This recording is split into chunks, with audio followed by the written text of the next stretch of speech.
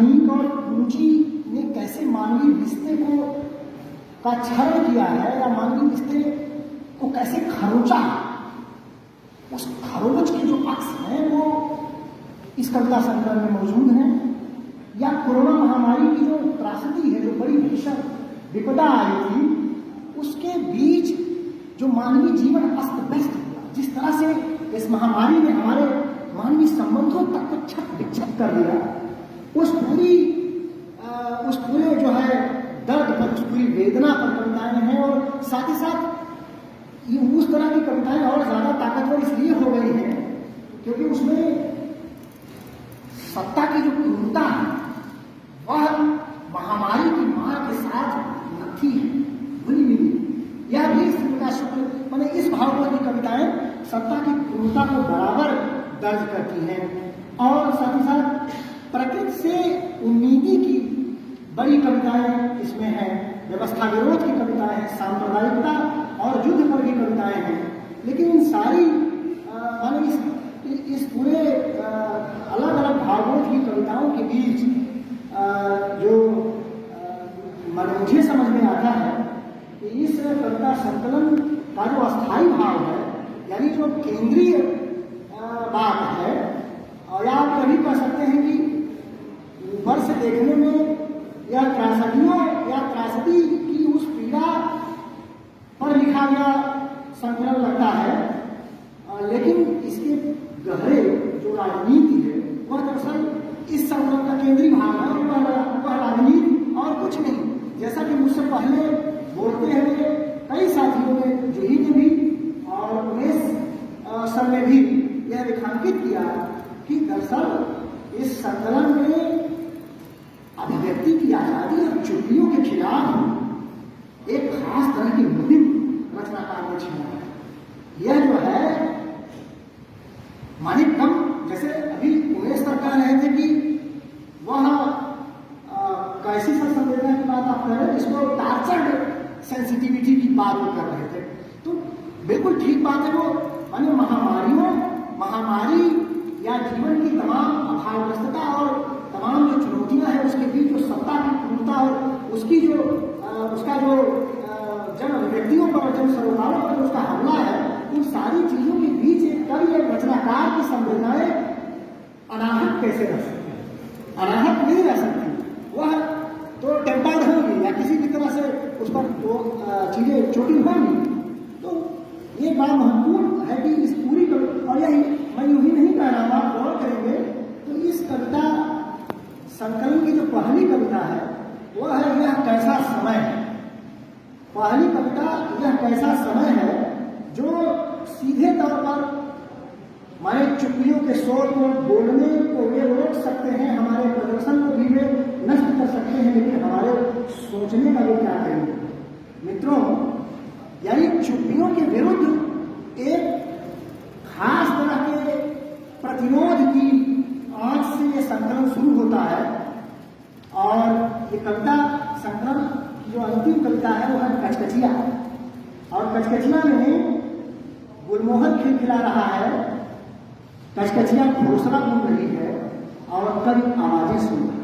तो चुप्पी से आवाज तक की माने दबाने से कुछ ठोठर होने की माने परिस्थितियां थोड़ी माने सहज हो रही है जन आकांक्षाओं के अभिव्यक्ति के लिए। तो वो नागार्जुन की कविता में जो जले ठूंठ पर बैठ कर गई कोकिला, तो कोकिला कूकती है और बाल बाका कर सकी शास्त्र की बदलू। तो कोयल के कूकने की का थोड़ा स्पेस तभी पाता है जिसमें कचकचिया या गुलमोहर जैसे प्राकृतिक उपादान उभर कर जाते हैं। तो ये चुप्पियों के खिलाफ उसके अस्वीकार की कविता यात्रा की कविताएं हैं। यह इसकी गहरी राजनीति है। अलग यह है, ऐसा नहीं है कि श्रीप्रकाश शुक्ल के यहाँ पहली बार चुप्पियों के खिलाफ आंदोलन की कविता आई। जब किसी मतलब राजकमल प्रकाशन समूह में श्रीप्रकाश शुक्ल की इसके पहले तो और कविता संकलन प्रकाशित किए हैं। मुझे याद आता 2007 में कविता संकलन आया था गोलीबार, और 2014 में कविता संकलन आया था ओरहन और अन्य कविताएं।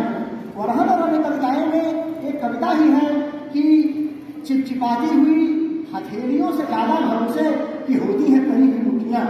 तो ये जो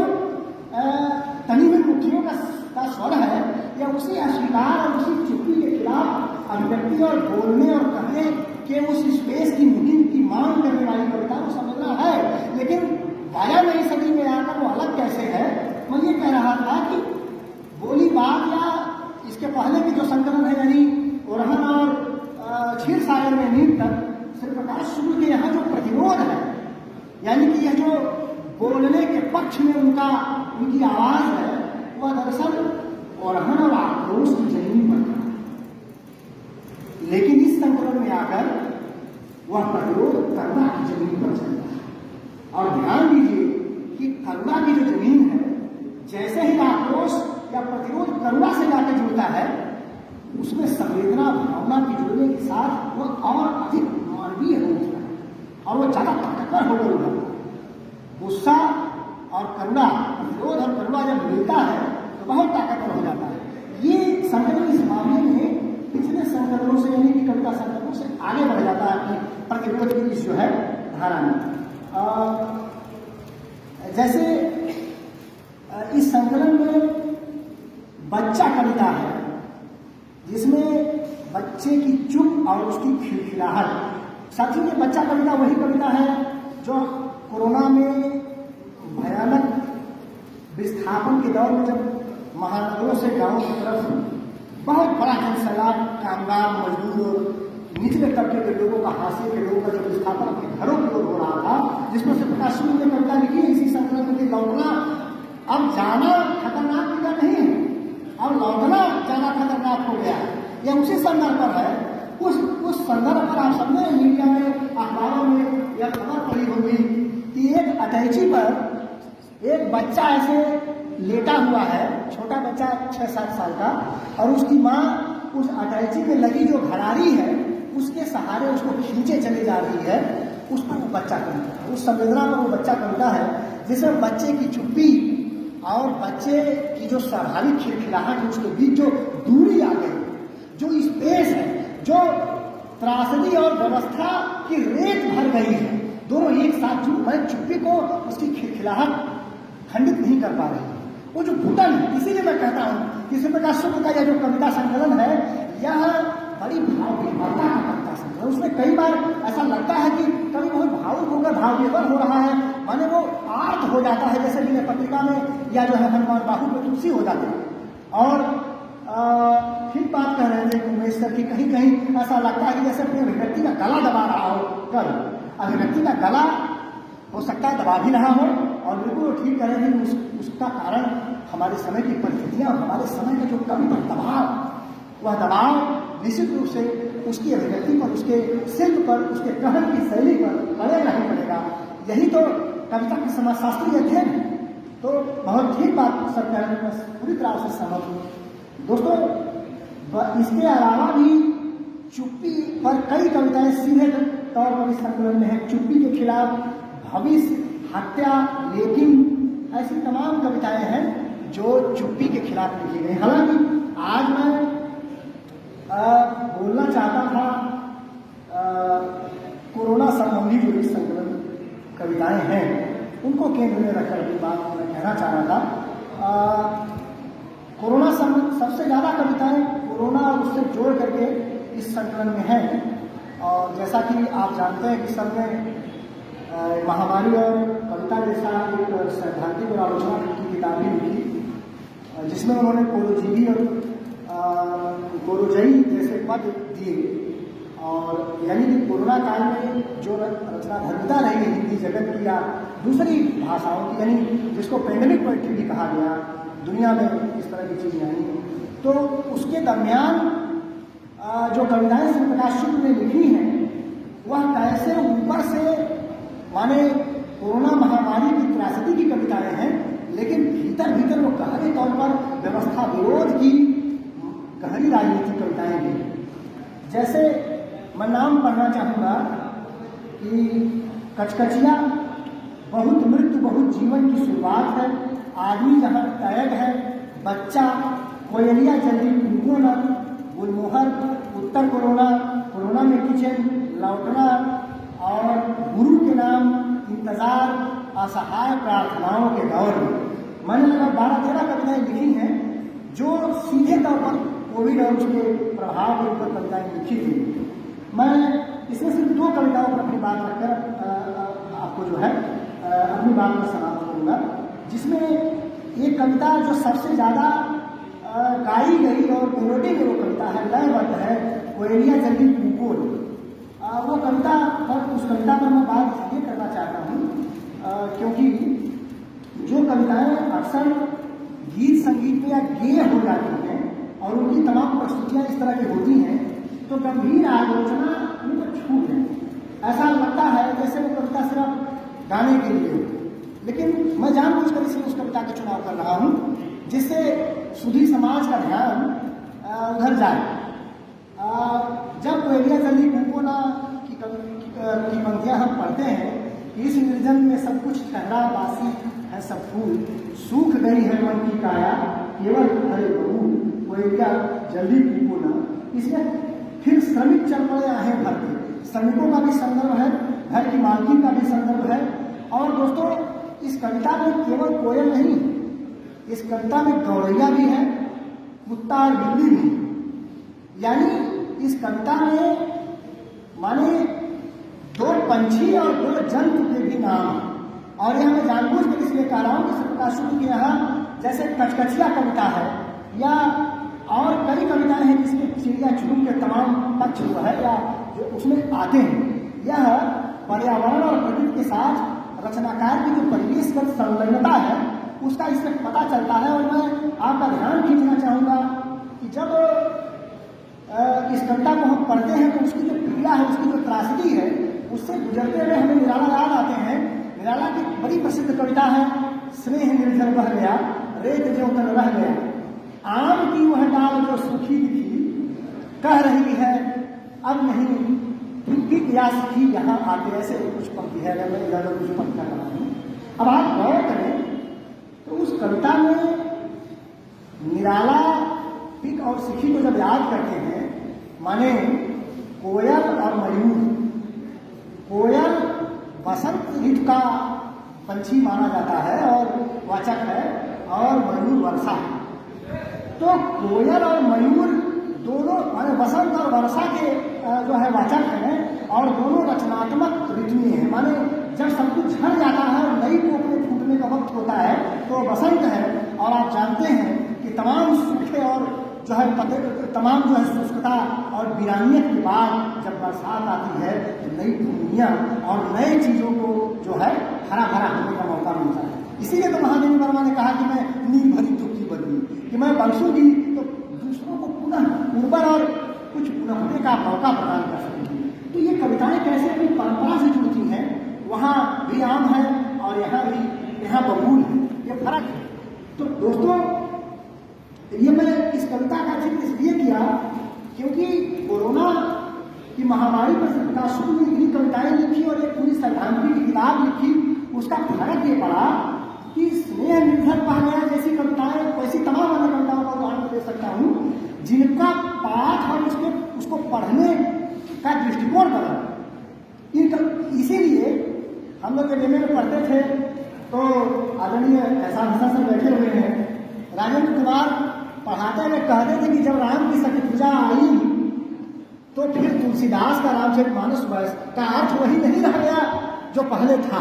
राम को देखने की कई बार वर्तमान अतीत को प्रभावित करता है, जो इलियट कहता है, ये गौर करने की बात है। तो प्रकाश शुक्ल की ये कविताएं आती हैं तो कई ऐसी कविताओं को देखने का नजरिया बदल जाता है, उसका पाठ बदल जाता है। जैसे जिस कविता को मैं अभी पढ़ रहा था, स्नेह निर्झर बह गया, सामान्यतः इसी निराला की बुजुर्गी बोध की कविता के रूप में पढ़ा गया हिंदी आलोचना में। माने जब कोई आदमी बूढ़ा होता है तो वो जो उसके माने समय के जो दर्द हैं, दंश हैं, उस पीड़ा की वो कविता के तौर पर तो माने हिंदी आलोचना पढ़ती है। दूधनाथ सिंह ने आत्महंता आस्था में इस कविता को थोड़ा अलग तरीके से पढ़ने की गुजारिश की थी। वो कहते थे कि जब कोई आदमी अपने भीतर से रचनात्मकता उसकी चुकने लगी, जैसे मुझे ये लगने लगे कि अब मैं अच्छा नहीं बोल सकता, अब मैं खत्म हो चुका हूँ, तो अपने खत्म हो जाने का जो आत्मस्वीकार और अवसाद है, उस अवसाद से निकली हुई वो कविता निराला को लगने लगा था धीरे धीरे कि अब वो क्षरित हो रहे, खत्म हो रहे, वो उस पीड़ा की की कविता है, ये मुन्ना जी लिखते हैं। लेकिन श्री प्रकाश शुक्ल की ये कविताएं आने के बाद और महामारी पर उनका वो सैद्धांतिकी आने के बाद आप देखेंगे तो आप पाएंगे, इसको जोड़कर पढ़ें कि कुल्ली भाट इसके पहले आ चुका था और इन्फ्लुएंजा महामारी के बाद कुल्ली भाट लिखा गया। आप जानते हैं उसमें उस आपदा और त्रासदी की पूरी सिनात निराला करते हुए अपने जीवन को जोड़कर उसमें रखते हैं। और उसके बाद जो है स्नेह निर्जर भाग्या जैसे गीत आते हैं। अगर आप उस महामारी की त्रासदी से जोड़कर पढ़ेंगे तो आप पाएंगे कि स्नेह निर्जर बह गया कविता वह केवल व्यक्तिगत और पारिवारिक क्षति और उससे उत्पन्न पीड़ा की कविता न होकर उस समय के समाज और उस समय की पूरी मानवता की त्रासदी के भीतर से निकलने वाली पीड़ा की कविता के रूप में पढ़ी जा सकती है। ये देन है इस कविता संकलन की, जिससे हम अपने पीछे की जो कविताएं हैं उसको पढ़ें तो किस प्रकार उसका जो है मूल्यांकन कर सकते हैं। अंतिम बात दोस्तों, मेरा ही पहले आरोप था श्री प्रकाश शुक्ल की कविताओं पर पढ़ते और बोलते और लिखते हुए मैंने कहा था कभी कि श्री प्रकाश शुक्ल के यहाँ शिव पर तमाम कविताएं और कांवरिये है, सामान्य शिव है, तमाम इस तरह कविताएं हैं। हिंदू रीति रिवाजों में बहुत सी कविताएं हैं, लेकिन वह सील गेट पर रहते हैं और रैदास पर उनके पास कोई कविता नहीं और बुद्ध पर बहुत कम कविताएं नहीं लगभग। या मैंने यह भी कहा था कि रेत में आकृति है जैसा पूरा संकलन उनके पास नदी और रेत पर है, लेकिन नदी के आसपास का जो जीवन है, जैसे मल्लाहों का जो जीवन, जैसे डोम का जो जीवन, मछुआरों का जो जीवन, वो उनकी कविताओं में बहुत कम दिखाई पड़ता या बहुत वैसे नहीं दिखाई पड़ता जैसे ज्ञानेन्द्र के यहाँ दिखाई पड़ता है। मैं ये जानबूझकर कह रहा हूँ क्योंकि श्री प्रकाश शुक्ल की कविताओं पर सबसे ज्यादा जो उनके कंटेम्पोररी लोगों का असर है उसमें केदारनाथ सिंह और ज्ञानेन्द्र का सबसे ज्यादा है। नए बच्चे इस बात को जरूर ध्यान दें, कल्चर माने सांस्कृतिक ग्रहण में वह केदार जी की तरफ जाते दिखते हैं और भूगोल बोध में वो ज्ञानेन्द्र की तरफ जाते दिखते हैं। कई बार तो ऐसा लगता है जैसे उनकी तरह वो लिखना चाहते हैं, ऐसा भी कई बार आपको लगेगा। दोस्तों ये मैं कह चुका हूँ पहले, लेकिन यह कविता संकलन इस दोनों मान्यताओं को खंडित करता है। इसमें रैदास पर एक बड़ी महत्वपूर्ण कविता सर ने लिखी है, गुरु के नाम, रैदास पर एक कविता है और धनावती देवी पर कविता है, मल्लाही है जो है मानसरोवर घाट की, उन पर भी कविता है। तो ये अलग तरह से उन्होंने उसको किया। मैं गुरु के नाम वाली कविता पढ़ूंगा नहीं, वो अभी जो है कोरोना महामारी से जोड़ करके वो याद करते हैं, क्या कहते हैं कि रैदास को। यह बहुत विचित्र है कि रैदास को जब श्री प्रकाश शुक्ल याद करते हैं तो वहाँ वो ईश्वर के एकांतवास के बीच तुम हो कहीं मेरे पास नहीं। ये वैसा ही है जैसे संक्षेप में निराला ने लिखा था कि जब कभी मैं राह भूला है महाकर तो तुम ही चमके सघनतम की आंख बन मेरे लिए। कुछ वैसे ही जैसे रैदास सघनतम की आंख बन श्री प्रकाश शुक्ल के लिए चमकते हो। दोस्तों ईश्वर की जगह पर एक मनुष्य को या एक हिंदी के कवि को जब श्री प्रकाश शुक्ल रखते हैं तो यही वह सिद्धांत है निरस्वतावाद का सिद्धांत जो कोरोना महामारी की कविता के नाम में आप देखते हैं। यह बात कहकर मैं अपनी बात खत्म करूंगा कि श्री प्रकाश शुक्ल के यहाँ साथियों व्यक्तिवाची और स्थानवाची बहुत अधिक कविता, जैसे इस संकलन में मैंने पढ़ा आपके सामने की धनावती देवी पर कविता है, उसी तरह और पहले के संकलनों में जैसे भूपेगम लोहार, गंगू मेहता, कोई भाई चाय वाले, जयप्रकाश दलित या लालू यादव गुमती वाले, ऐसे पाठ हैं श्री प्रकाश शुक्ल के यहाँ। और स्थानों पर जैसे भूतहिया टावर गाजीपुर या गाजीपुर, बनारस, उत्काशी प्रदेश या मणिकर्णिका, माने स्थानवाची भी बहुत अधिक जो है कविताएं। पक्का महाल, लंका के बाबो रेस्टोरेंट पर कविताएं हैं। तो ये क्यों है? दर्शना कह रही थी जैसे कि बड़ी साधारण सी चीज को उठाकर कई बार रचनाकार कैसे उसको बड़ा बना देता है। मैं यह बात कहकर अपनी बात खत्म कर रहा हूँ कि देखिए जिस दौर के कवि श्री प्रकाश शुक्ल, ये 90 के बाद की जो हिंदी कविता की जो रचनाकारों की पीढ़ी रही है, खासतौर पर आधुनिकता का सेंटर टूटता है, जब वो ग्रैंड नरेशन का दौर टूटता है और हास्या और जो छोटी छोटी चीजें बीच में आती हैं, जब रीजन की जगह इंट्यूशन जो है चेतना के केंद्र में आता है, तो उस समय व्यक्तिवाची और स्थानवाची कविताओं का जो दबाव हिंदी कविता पर है, उस परंपरा में श्री प्रकाश शुक्ल को देखा जाना चाहिए। और मैं जो है पुनः इन्हीं बातों के साथ सबको बहुत बधाई देता हूँ और आपको प्रकाशन समय का बहुत आभार देता हूँ।